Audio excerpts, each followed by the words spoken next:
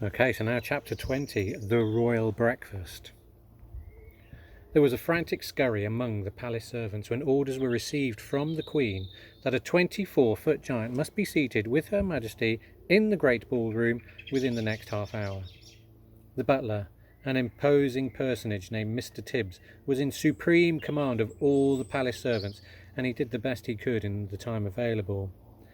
A man does not rise to become the Queen's butler unless he is gifted with extraordinary ingenuity, adaptability, versatility, dexterity, cunning, sophistication, sagacity, discretion, and a host of other talents that neither you nor I possess. Mr. Tibbs had them all. He was in the butler's pantry sipping an early morning glass of light ale when the order reached him. In a split second, he had made the following calculations in his head. If a normal 6-foot man requires a 3-foot high table to eat off, a 24-foot giant will require a 12-foot high table.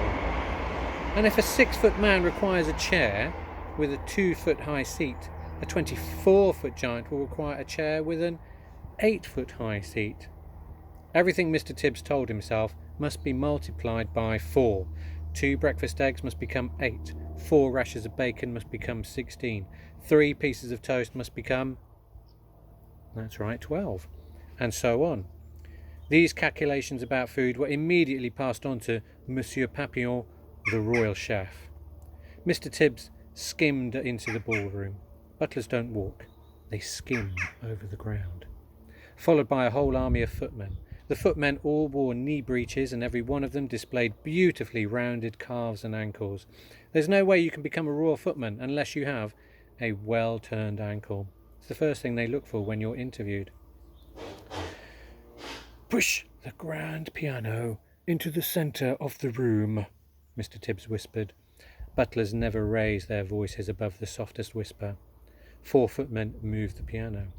"And now fetch a large chest of drawers and put it on top of the piano," Mr. Tibbs whispered. 3 other footmen fetched a very fine Chippendale mahogany chest of drawers and placed it on top of the piano. "That will be his chair. It is exactly 8 feet off the ground. Now we shall make a table upon which this gentleman may eat his breakfast in comfort. Fetch me 4 very tall grandfather clocks. There are plenty of them around the palace. Let each clock be 12 feet high." 16 footmen spread out around the palace to find the clocks. They were not easy to carry and required 4 footmen to each one. "Place the 4 clocks in a rectangle 8 feet by 4 alongside the grand piano." The footmen did so. "Now fetch me the young prince's ping-pong table." The ping-pong table was carried in. "Unscrew its legs and take them away." This was done. "Now place the ping-pong table on top of the 4 grandfather clocks." And to manage this, the footmen had to stand on step-ladders. Mr. Tibbs stood back to survey the new furniture. "None of it is in the classic style, but it will have to do." He gave orders that a damask tablecloth should be draped over the ping-pong table, and in the end it looked quite elegant after all. At this point, Mr. Tibbs was seen to hesitate. The footmen all stared at him aghast. Butlers never hesitate, not even when they're faced with the most impossible job. It's their job to be totally decisive at all times. "Knives and forks and spoons," Mr. Tibbs was heard to mutter. "Our cutlery will be like little pins in his hands." But Mr. Tibbs didn't hesitate for long. "Tell the head gardener that I require immediately a brand new, unused garden fork and also a spade. And for a knife, we shall use the great sword hanging on the wall in the morning room, but clean the sword well first.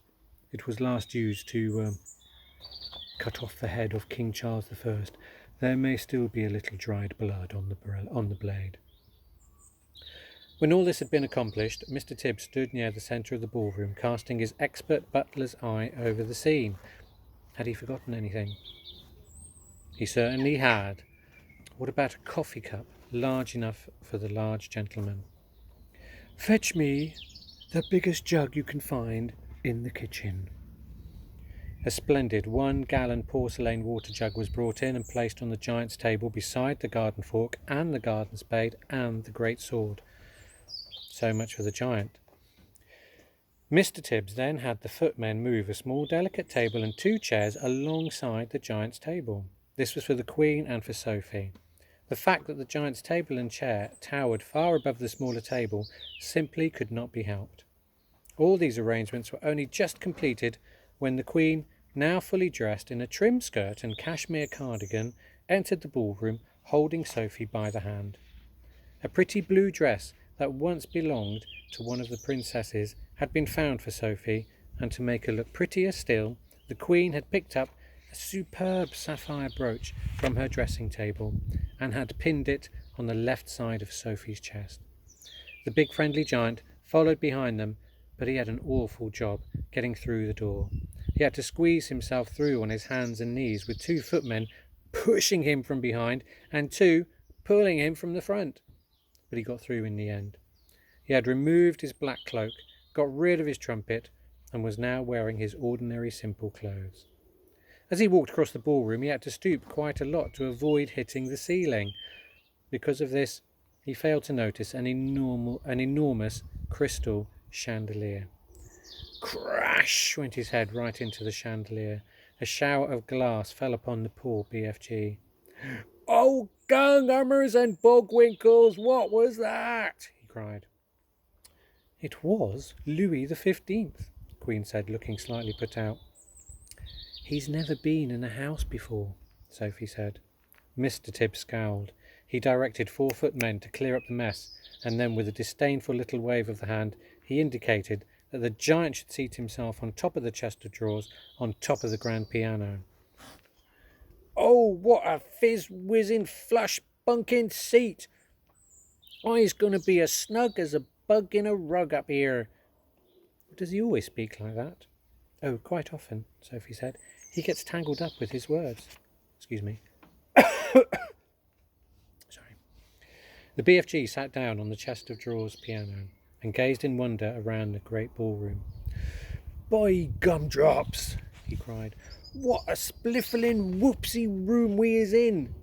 It is so gigantous I's needing bicirculars and telescopes to see what's on the other end." Footmen arrived carrying silver trays with fried eggs, bacon, sausages and fried potatoes. At this point, Mr. Tibbs suddenly realised that in order to serve the BFG at his 12-foot-high grandfather clock table, he would have to climb to the top of one of the tall step ladders. What's more, he must do it balancing a huge warm plate on the palm of one hand and holding a gigantic silver coffee pot in the other. A normal man would have flinched at the thought of it. But good butlers never flinch. Up he went, up and up and up, while the Queen and Sophie watched him with great interest. It is possible they were both secretly hoping he would lose his balance and go crashing to the floor. But good butlers never crash. At the top of the ladder, Mr. Tibbs, balancing like an acrobat, poured the BFG's coffee and placed the enormous plate before him. On the plate there were 8 eggs, 12 sausages, 16 rashers of bacon, and a heap of fried potatoes. What is this, please, your Magister?" the BFG asked, peering down at the Queen. "He's never eaten anything except snozzcumbers before in his life," Sophie explained. "They taste revolting." "Well, they don't seem to have stunted his growth," the Queen said. The BFG grabbed the garden spade and scooped in all the eggs, sausages, bacon and potatoes in one go and shovelled them into his enormous mouth. "By goggles," he cried, "this stuff is making snozzcumbers taste like swatchwallop." The Queen glanced up, frowning. Mr. Tibbs looked down at his toes and his lips moved in silent prayer. "Oh, that was only one titchy little bite.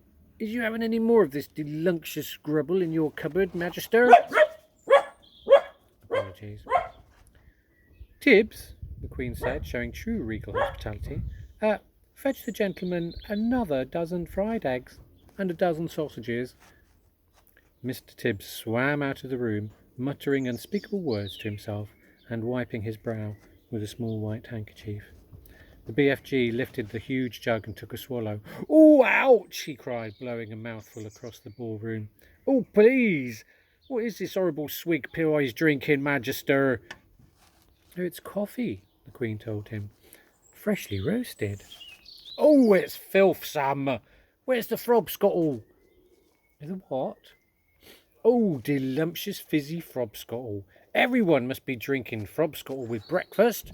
Then we can all be whiz-popping happily together afterwards." "Oh, what does he mean?" the Queen said, frowning at Sophie. "Or what is whiz-popping?" Sophie kept a very straight face. "BFG, there is no frobscottle here, and whiz-popping is strictly forbidden." "What?" cried the BFG. "No frobscottle? No whiz-popping? No glumptious music? No boom, boom, boom?" "Absolutely not," Sophie told him firmly. "Oh, if he wants to sing, please don't stop him," the Queen said. He doesn't want to sing," Sophie said.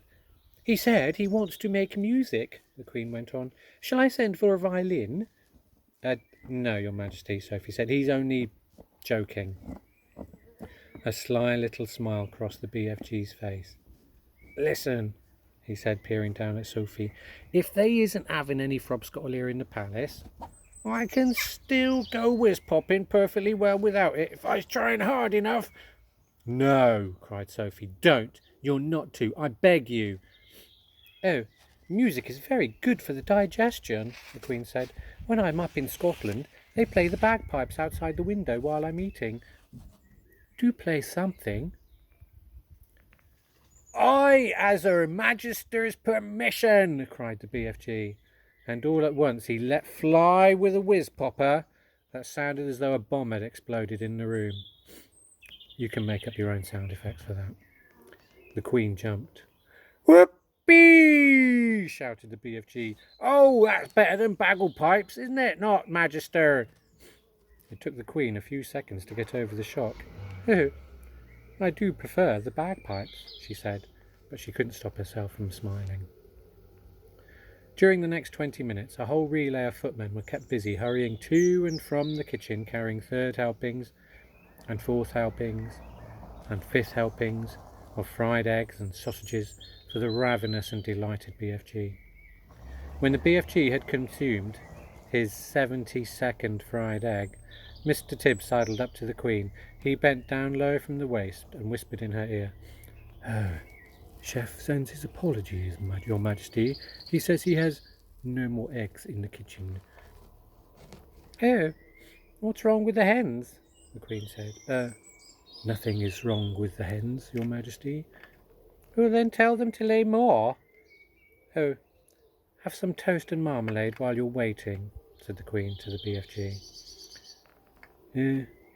"The toast is finished," Mr. Tibbs whispered, "and Chef says there is no more bread."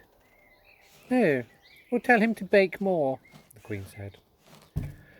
While all this was going on, Sophie had been telling the Queen everything, absolutely everything about her visit to Giant Country. The Queen listened, appalled. When Sophie had finished, the Queen looked up at the BFG, who was sitting high above her. He was now eating a sponge cake. "Big friendly giant," she said. "Last night, those man-eating brutes came to England. Can you remember where they went the night before?" The BFG put a whole round sponge cake into his mouth and chewed it slowly while he thought about this question. "Yes, Magister.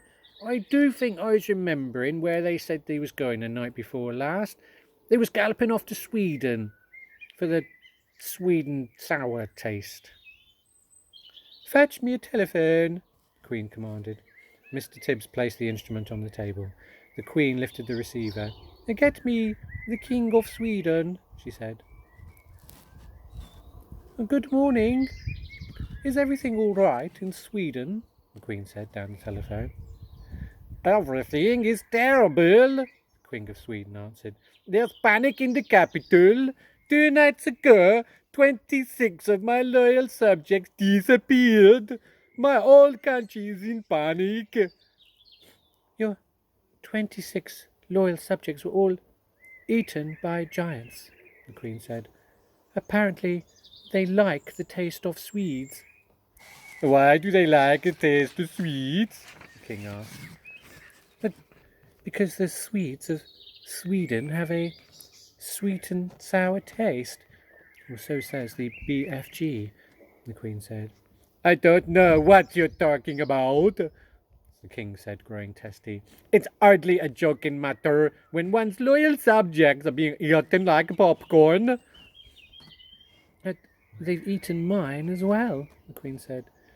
Is they, for heaven's sake? The King asked. The giants, the Queen said. Look here, are you feeling all right? It's been a rough morning, the Queen said. First, I had a horrible nightmare, and then the maid dropped my breakfast, and now I've got a giant on the piano. You need the doctor quick, cried the King. I'll be all right, but I must go now. Thanks ever so much for your help. And she replaced the receiver. Your BFG is right, the Queen said to Sophie. Those 9 man-eating brutes did go to Sweden. It's horrible. Please stop them, Your Majesty. I'd like to make one more check before I call out the troops, the Queen said. And once more she looked up at the BFG.